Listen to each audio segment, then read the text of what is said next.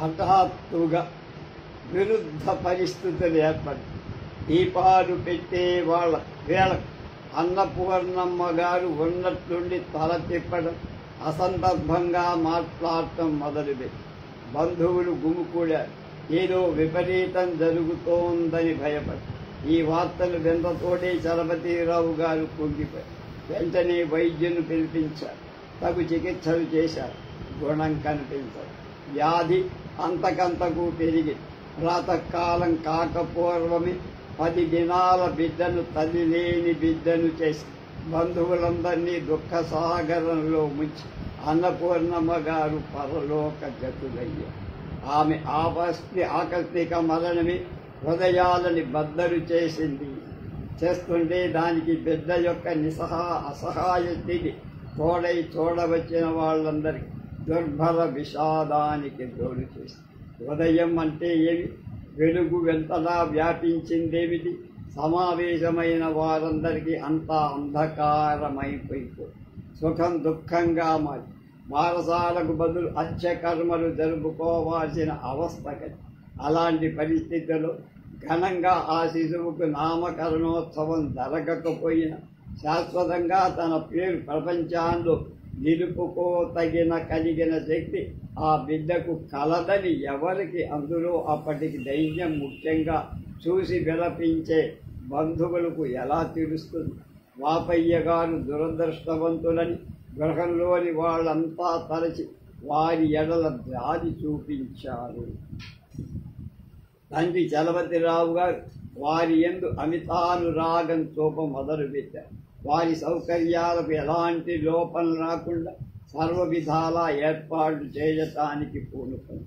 దాదాపుగా పెదబాపయ్య గారి జనన కాలంలోని బందర్లో ఒక గొల్ల కుటుంబంలో ఒక శిశువు పుట్టి వెంకటనే మరణించిందని ఆ కుటుంబాన్ని చలపతిరావు గారు తమ ఇంటికి రప్పించి పెదబాపయ్య గారికి పాలిచ్చి పోషణ చేయటానికి ఆ కుటుంబ స్త్రీకి అప్పగించారు. ఆమె పేరు మహాలక్ష్మి. ఆమెకు ఒక కొడుకు, ఒక కూతురు. ఆమె భర్త తన వృత్తి చేసుకుంటూ అప్పుడప్పుడు కుటుంబాన్ని చూస్తూ పోతూ ఉండాలి.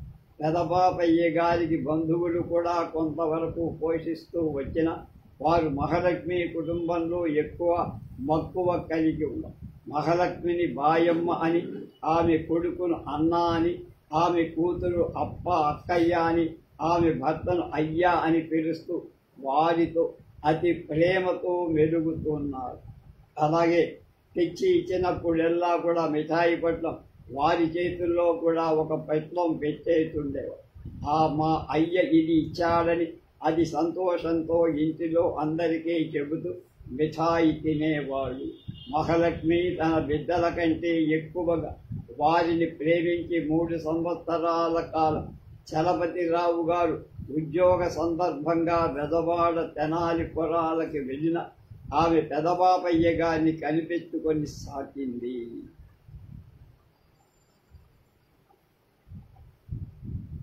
కోసూరుకు బదిలీ అయి చలపతిరావు గారు అక్కడికి పోయిన పెదబాపయ్య గారిని అమిత కష్టంతో ఆమె విడిచి మళ్ళీ స్వగ్రామానికి పెదబాపయ్య గారు ఆమె కొరకు దిగులు పెట్టుకున్నారు కూడా కాలక్రమంలో. కానీ ఆ దిగులు పెట్టి సంతోషంగా ఇంటిలో తిరగలేకపోయారు.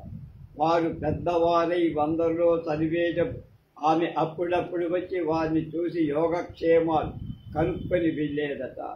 శైశవంలో వారికి మహాలక్ష్మి కుటుంబంతో కలిగిన గాఢ సంబంధం వల్ల వారి మనస్సులో ఎలాంటి భావాలు స్థిరంగా నాటుకున్నాయో ఎవ్వరూ గమనించలేదు.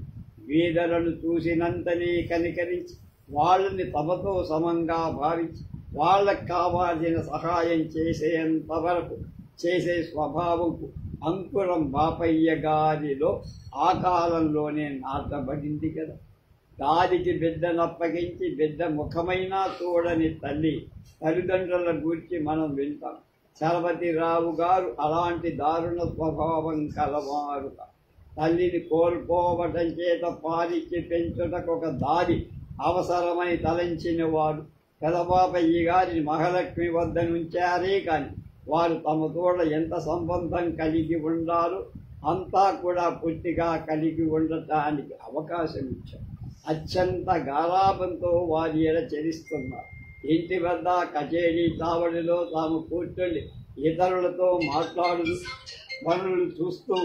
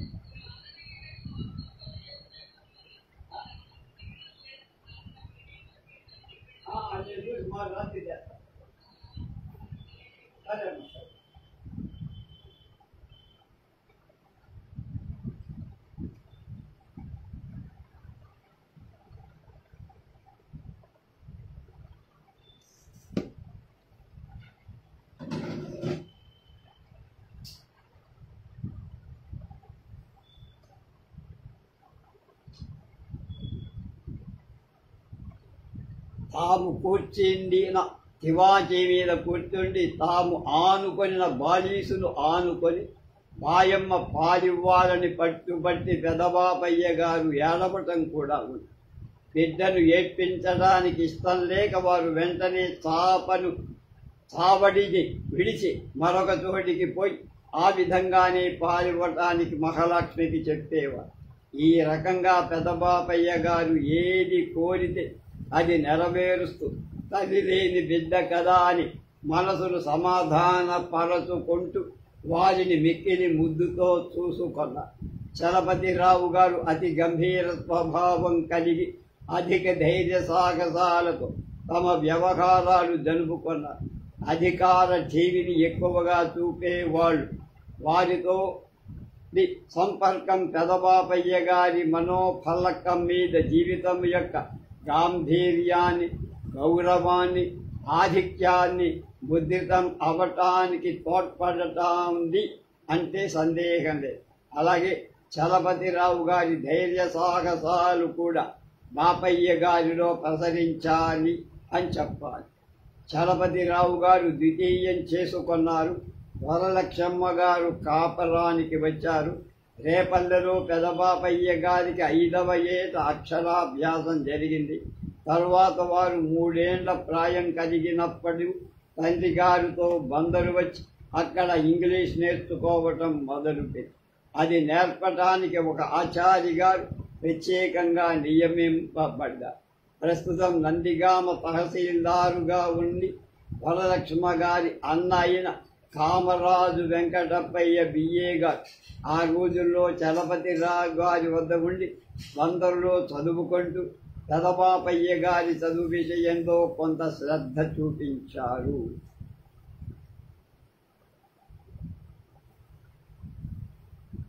చలపతిరావు గారు ఈ కూతురి రమారవి 1 సంవత్సరం కాలం బందరులో ఉండి అక్కడి నుండి బదిలీ అయి పొన్నూరుకు గుంటూరు జిల్లా వెళ్ళారు. అక్కడ కూడా పెదబాపయ్య గారి చదువుకు తగిన ఏర్పాటు చేయాలి. మేనమామ వెంకటప్పయ్య గారు కూడా బందర్ నుండి వచ్చి పొన్నూరుకు దగ్గరలో గుంటూరులో చదవటం ప్రారంభించడం చేత శని ఆదివారాలలో పొన్నూరుకు వచ్చి పెదబాపయ్య గారి చదువును గురించి విచారిస్తూ ఉండేవారు, అంటే తెలుసుకుంటేవారు. 1889వ సంవత్సరంలో 8వ ఏట పెదబాపయ్య గారికి ఉపనయనం చేశారు. సంధ్యావందనం చక్కగా నేర్పబడి కుమారుడు క్రమంగా సంధ్యావందనం చేయటం చేయటానికి చలపతిరావు గారు ఎక్కువ శ్రద్ధ తీసుకున్నారు. వారు ప్రతిరోజు రామాయణ పారాయణం చేసేవారు. తండ్రి దేవతార్చన నిత్యం చేసేవాడు. హరికథలు చెప్పించేవాడు. మరొక విధంగా భక్తి నిష్ఠ కలిగి ఉంది. పుత్రుడు కూడా అతని తనలాగా నిరతి కలిగి ఉండాలని కోరుకున్నారు. వారి మామగారు కామరాజు సింగరయ్య గారు పూర్వమత సంప్రదాయానికి చెందిన దైవ భక్తుడు, గొప్ప విరాగుడు, ఏకపత్ని వ్రత పాలకుడు.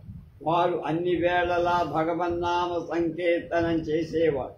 ఇతరులు రచించిన కీర్తనలనే కాక తమ భక్తి ఆవేశాన్ని కొలది స్వయంగా చేసిన వివిధాలైన కీర్తనలు కూడా పాడుతూ తోటి వాళ్లకు వాళ్లను ఆనందంతో ఓలలాడిస్తున్నారు.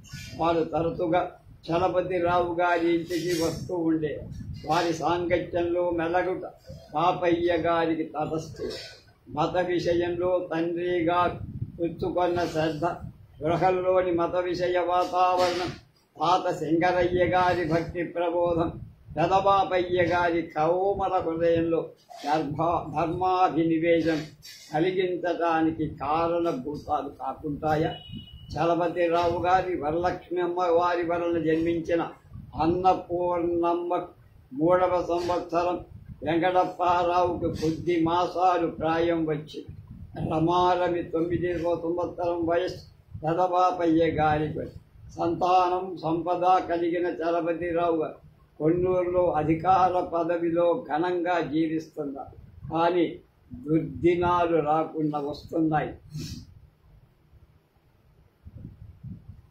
వారి శరీరం వ్యాధిగ్రస్తమై క్రమంగా నీరసం పొంది బాపట్ల గ్రామానికి సకుటుంబంగా వచ్చారు.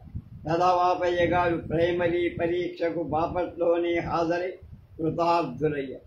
ఈ సంతోష వార్త విని చలపతిరావు కుమారుడు ఏదో పెద్ద పరీక్షలో గెలుపొందినట్టుగా అమిత ఆనందాన్ని పొంది తర్వాత కొద్ది రోజులు అంటే 1891 సంవత్సరం జనాభా తీయబడిన దినం ఫిబ్రవరి 11వ తేదీన చలపతిరావు గారు పరమ పదాన్ని పొందారు. పెదబాపయ్య గారి అప్పుడప్పుడే బుద్ధి తెలుస్తారు. తండ్రి గారి మరణం వారికి మేరలేని దుఃఖం తప్పక కలిగించి ఉంటుంది. దేబ్రాయంలో ఉండగానే ఈ మహా విపత్తు కూడా సంప్రాప్తమై కష్టాల వేడిని చేత కానీ ఉదయం పరిపక్వం కాదు కదా. ఆపదలు అనుభవించిన వాళ్ళే ఆపదలలో చిక్కుకొని బాధపడి వారి సానుభూతి చూపడం, తల్లిదండ్రుల కోల్పోయిన బిడ్డలను ఆదరించే ప్రేమ స్వభావం పెదబాపయ్య గారి జీవితంలో కనబడిన అందుకు హేతువై అలాంటి నిరంత దుఃఖాలను లోనవడం మరొకటి కాకేవి చిన్నతనంలో పట్టుబడిన గుణాలు అభ్యాసాలు తరచుగా ఆజన్మాంతం ఉంటాయి కదా. శైశవంలో పెదబాపయ్య గారు పొందిన గుణాలు అభ్యాసాలు మిక్కిలి ముఖ్యమైన ఐశ్వర్యంలో పుట్టి పెరుగుతూ దారిద్ర్యంతో చెలిమి చేశారు. అధికారం యొక్క ఆదరంతో సేవ యొక్క పోషణతో వర్ధిల్లారు. కన్న తల్లిని కోల్పోయిన ప్రేమతో పాలిచ్చి పెంచు తల్లిని కనుక్కున్నారు. విద్యను తవిచూశారు. భక్తి రసాన్ని కురోలారు. జీవితం క్షణభంగురమని కన్నులారా చూశారు. 9 ఏళ్లలో లోపునే పెదబాపయ్య గారికి ఈ వివిధమైన అనుభవాలు. చిన్నతనంలోనే చిత్తం ఎలాంటి సంస్కారం పొందుతుందో చదువరులు ఊహించచ్చు. ఈశ్వర విశ్వాసం, సర్వమానవ సోదరత్వం, సేవాధికార పదవుల సమానత్వం, ఆత్మగౌరవం, జ్ఞానభక్తి వైరాగ్యాలు వారు ఉగ్గుపాలతో గ్రహించారని చెప్పరు. వారి యందు అవి ఆ వయసులో స్పష్టంగా కనిపించకపోయి బీజ రూపంగా తప్పక ఉండి ఉంటాయని మనం అంగీకరించాం. ఈ చిన్నతనంలో కూడా అవి కొంచెం కొంచెం కనిపిస్తోంది. కొన్నూరులో ఒక రోజున పంతులు గారు వచ్చి పెదబాపయ్య గారికి చదువు చెబుతున్న సమయంలో వారి మీద ఇంటిలోని వాడవారు ఏదో అల్లరి చేశారని పితూరీ చేయగా పంతులు గారు వారిని బెత్తం తీసుకొని కొడుతున్నారు. వారు ఆ బెత్తం లాగుకొని దానితో పంతులు గారికి 2 అందించారు. పంతులు గారు చలపతిరావు గారి దగ్గరికి వెళ్ళి ఫిర్యాదు చేసుకోవాల్సి, ఇదేమిట్రా ఇలా చేశావని తండ్రి గారు అడగా, పంతులు గారు నన్ను అన్యాయంగా కొట్టారు, చదవకపోతే వ్రాయకపోతే చదువులో వారు చెప్పిందేదైనా చెయ్యకపోతే వారు కొట్టవచ్చు, కానీ ఇంట్లో వారు ఏదో చెప్పిన దానికి నన్ను కొట్టడం ఏమిటి అని వెదబాబయ్య గారు వాదించటం మొదలు. తండ్రి గారు కుమారుని ఆవలకు పంపి చిన్న పిల్లలకు కొట్టి చదువు చెప్పడం మంచిది కాదు పంతులు, అందులో తల్లి లేని పిల్లవాడు కఠినంగా చూడకండి అని పంతులతో చెప్పారు. అన్యాయాన్ని ఎదురు తిరిగే స్వభావం పెదబాపయ్య గారి అందులో ఈ అల్ప వయస్సులోనే కనబడింది. తమ వలె పితృవాత్సల్యానికి దూరులైన తమ చెల్లెలు అన్నపూర్ణ, తమ్ముడు వెంకటప్పారావుని వారు అమితంగా ప్రేమించడం మొదలుపెట్టారు. సవతి తల్లి అయినా వరలక్ష్మ గాని సొంత తల్లిలాగా ప్రేమించి ఆమెతో చరించడం ప్రారంభించి 4వ ఏట ఆ తల్లిని కోల్పోయి అక్కగారు వారి తల్లి అయిన వరలక్ష్మ గారి ఇందరు నేను చేరాల్సిన వాడినయ్యా. మాతృవిహీనుడైన నాయందు వారు సహజంగా ఎంతో ప్రేమ కనపరిచారు. చిన్నతనంలో వారు ఎవరెవరిని ప్రేమించారో వారందరినీ నిరంతరాయంగా ప్రేమించేటువంటిగా వసితనంలో వారి హృదయం యథార్థ ప్రేమకు నిలయమయ్యిందని విశ్వసింపతగు. వేళలకు సంధ్యావందనం చేస్తూ ఒక విధమైన మతనిష్టను కూడా వారు శైశవంలోనే అలవర్చుకున్నారు. ఈ మతనిష్ట ఏదో రూపంగా వారి జీవితంలో ఎప్పుడూ అంటుకొనే ఉంది. మొగ్గలో కొంతవరకైనా పువ్వు యొక్క లక్షణాలు ఎలా కనబడకుండా ఉంటాయి? 4వ భాగం బాల్యం.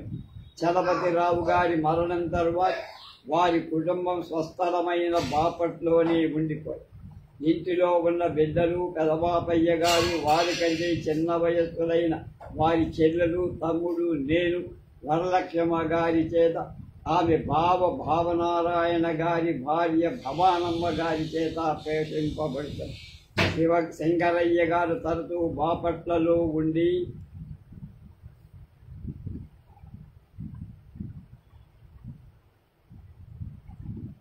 గృహకృత్యాలలో తోడ్పడుతున్నారు. ఉద్యోగ కారణంగా గ్రామాంతరంలో ఉన్న కృష్ణయ్య గారు కుటుంబ యాజమాన్యాన్ని వహించారు.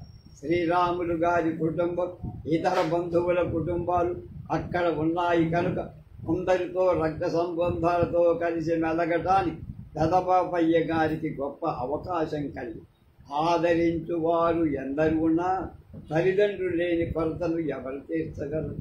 అయినా ప్రేమాస్పదులైన బంధుకోటి నడుమ జీవిస్తూ హృదయ శాంతిని పొంది విశాల ప్రేమలో పెదబాపయ్య గారు పెరగటం ప్రారంభించారు.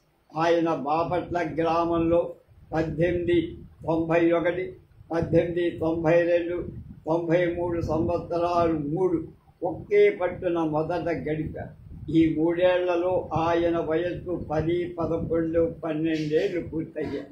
అది కేవలం బాల్యకాలమైన మొదటి నుండి క్రమశిక్షణగా పెరిగి ఉండటం వల్ల, సదభ్యాసాలు కొన్ని అంతకు పూర్వమే కలిగి ఉండటం వల్ల, సూక్ష్మబుద్ధి సంపన్నులగవటం వల్ల ఆయన తోడి బాలుల కంటే ఎక్కువ తీరుగా నడుచుకోగలిగారు.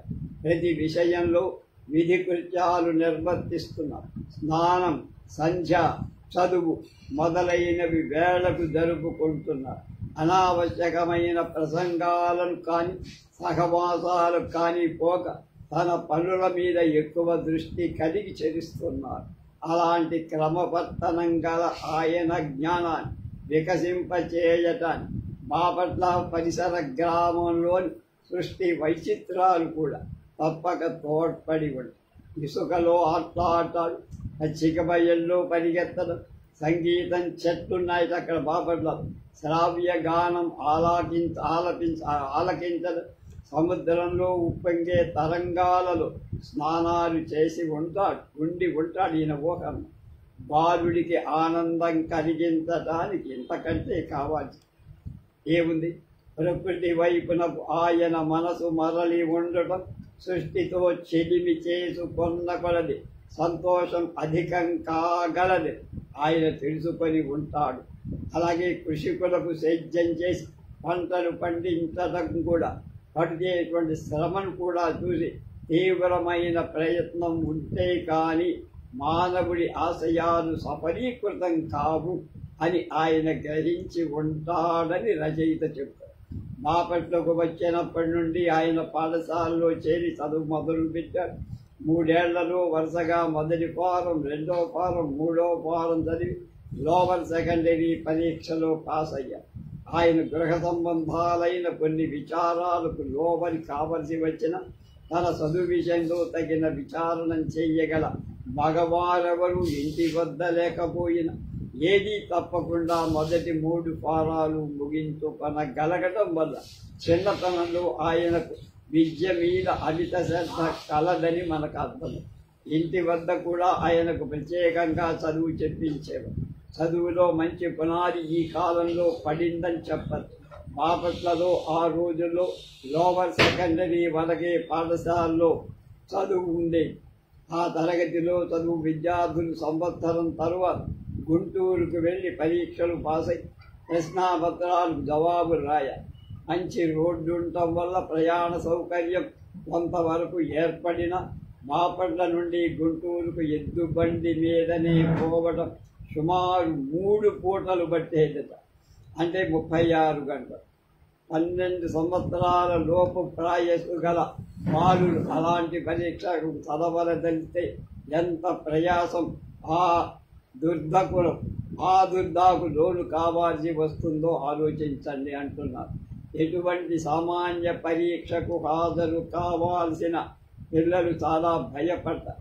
ఏదో గవర్నమెంట్ వారు జరిపే పరీక్ష అంటే, దూర పట్టణానికి వెళ్ళి హాజరు కావాల్సిన పరీక్ష అంటే ఉపాధ్యాయులు చెబుతూ అందుకు వారు ఎంతో కష్టపడుతూ తమ్మెంతో తంటాలు పెట్టుతున్నప్పుడు బిడ్డలకు అనావశ్యకమైన భీతి అపరిమితంగా కలగడం సంశయమే లేదు.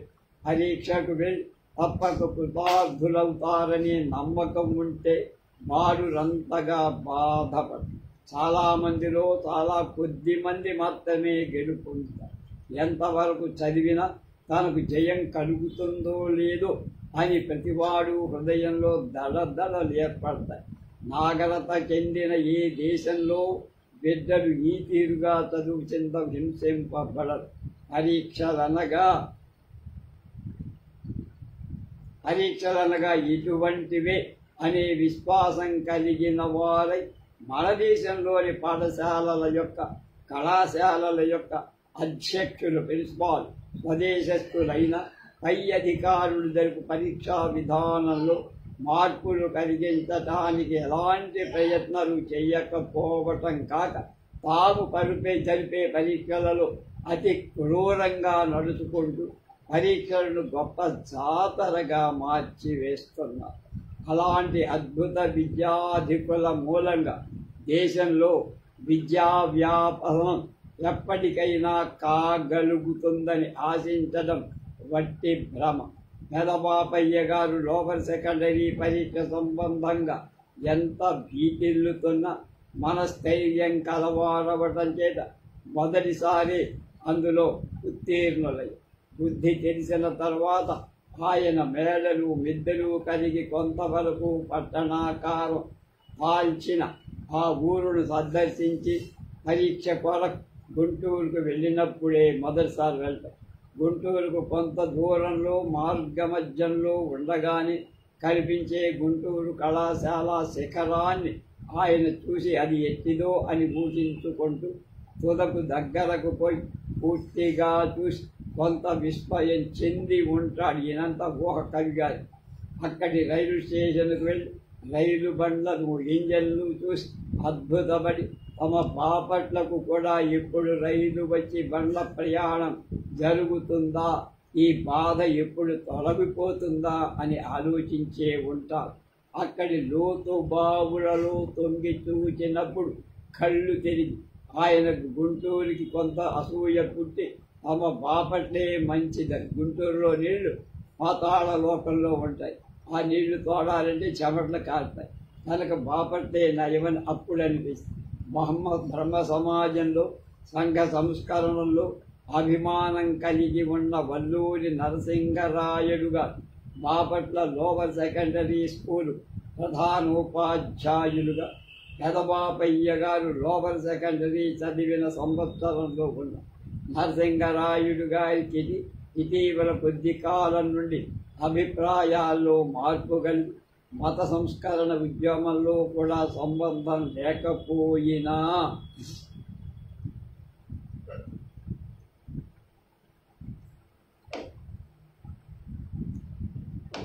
పూర్వం వారు మత సాంఘిక విషయాల గురించి మహోపన్యాసాలు ఇస్తూ సంస్కార భావాలను వెదజల్లుతూ కీర్తిశేషులైన బుప్పూడి వెంకటప్పయ్య గారిచే 1888వ సంవత్సరంలో బాపట్లలో స్థాపించబడి ఇప్పుడు నడుస్తున్న బ్రహ్మ సమాజం యొక్క ఉపాసనా సభలలో నరసింగరాయుడు గారు పాల్గొనేవారు.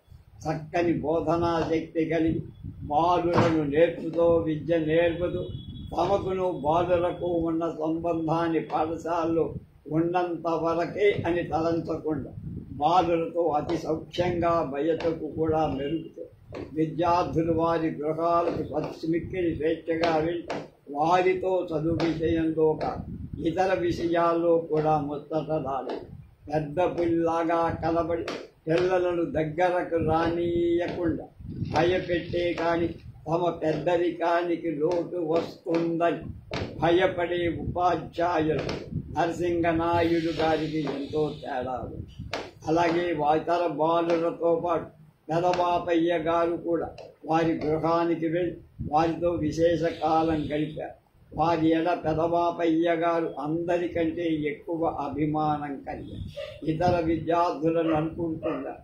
ఇప్పుడు బాపట్లలో న్యాయవాదిగా ఉన్న రామరాజు చెంచురామయ్య గారు పెదబాపయ్య గారి సహపాఠకులే.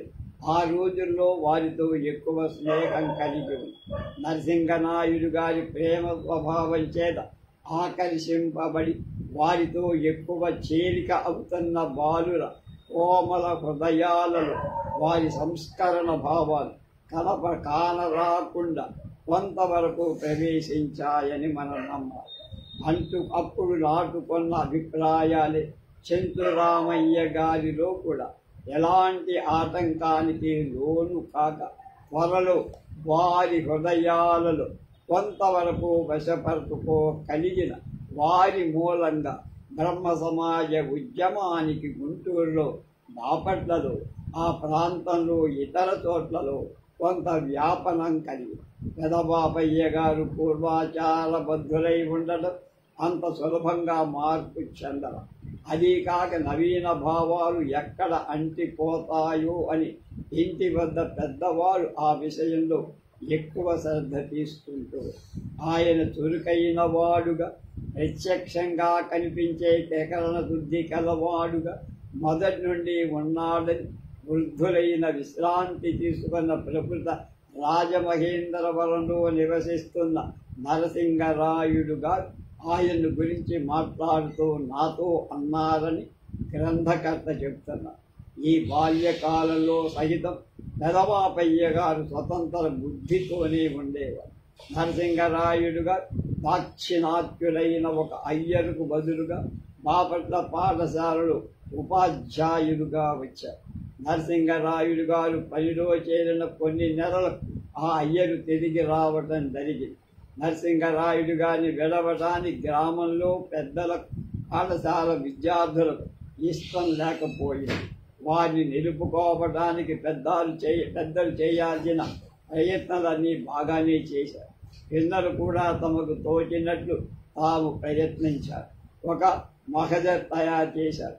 చాలామంది బాలురు సంతకాలు చేసి దాని పెదబాపయ్య గారి దగ్గరకు తీసుకువచ్చి సంతకం చెయ్యమని కోరారు.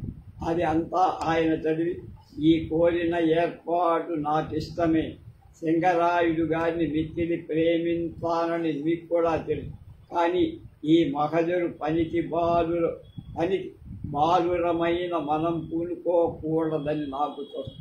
నేను సంతకం పెట్టను అని చెప్పి మహజరును పట్టుకొని వచ్చిన వాళ్ళని పంపేసి ఆ కాగితం మీద రామరాజు చెంచురామయ్య గారు పెదబాపయ్య గారితో పాటు సంతకం చెయ్యాలి. బాల్యంలోనే తమకు న్యాయమని తోచిన విషయాన్ని ఎంత మనోదృఢత్వం కనపరిచిన పెదబాపయ్య గారు భావి జీవితంలో ధర్మ విషయంలో ఎంత స్థైర్యాలతో నడుచుకోఉంటారో చదువులే తెలుసుకోగలుగుతారు అని ఈ అధ్యాయాన్ని ముగించారు. రేపు కళాశాల విద్య ఎలా నేర్చారు అనే విషయాన్ని తెలుసుకుందాం.